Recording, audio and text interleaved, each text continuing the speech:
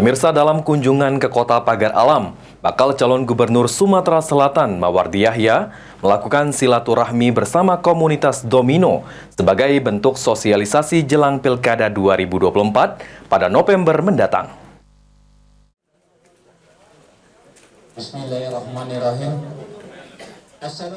Dalam kegiatan sosialisasi ke Kabupaten Empat Lawang, Lahad, dan Kota Pagar Alam, bakal calon Gubernur Sumatera Selatan Mawardi Yahya bersilaturahmi bersama komunitas Domino yang berada di Limbungan Kelurahan Bangun Jaya, Kecamatan Pagar Alam Utara, Kota Pagar Alam.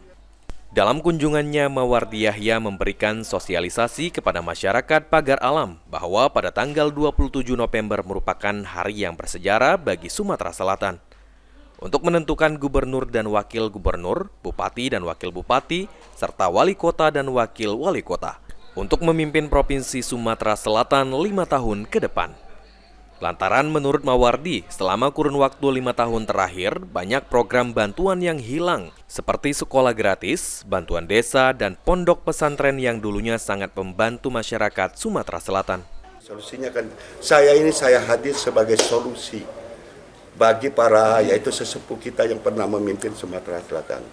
Karena sesepuh kita ada suatu merasa kerisauan dalam 5 tahun ini, rasa miris Pak. Banyak yang hilang, yang dulu benar-benar membantu masyarakat, yang diharapkan masyarakat programnya sekarang hilang. Termasuk bantuan pondok, bantuan desa, yaitu bantuan guru ngaji, bantuan yaitu tentunya desa, dan bantuan yaitu beberapa bantuan tentunya pedulinya terhadap yaitu masyarakat, termasuk KTNA bagi petani-petani. Ini tentunya akan diharapkan oleh masyarakat.